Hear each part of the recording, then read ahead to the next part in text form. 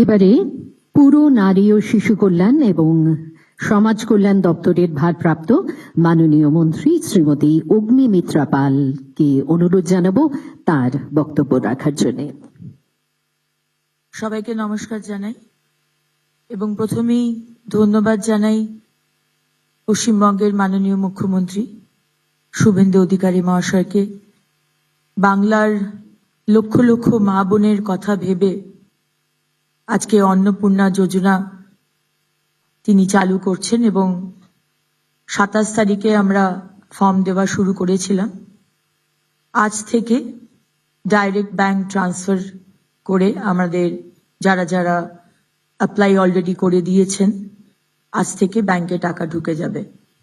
আপনারা জানেন যে এই অন্নপূর্ণা যোজনা আমরা একটি ফর্ম দিয়েছি। আমরা প্রথম দিনে বলেছিলাম যে হয়তো ফর্ম লাগবে না, ডাইরেক্ট ট্রান্সফার হবে, কিন্তু আমরা যে অ্যানালিসিস করেছিলাম সেখানে দেখতে পেলাম প্রায় লক্ষ লক্ষ হাজার হাজার ভুয়ো নাম ঢুকে রয়েছে।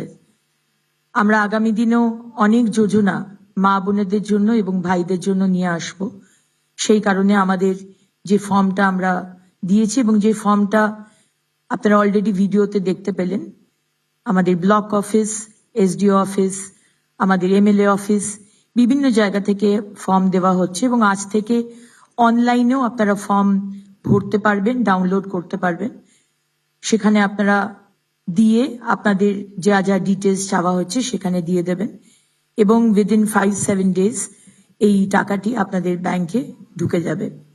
আমি ধন্যবাদ জানাই আমার এখানে উপস্থিত মাননীয় ক্যাবিনেট মন্ত্রীরা যারা রয়েছেন, আমাদের সচিবরা যারা রয়েছেন এবং মিডিয়ার বন্ধুরা যারা এসেছেন, তাদেরকে অনেক অনেক ধন্যবাদ। মানুষের কাছে পৌঁছে দিন, আমরা সব সময়তে পাশে রয়েছি।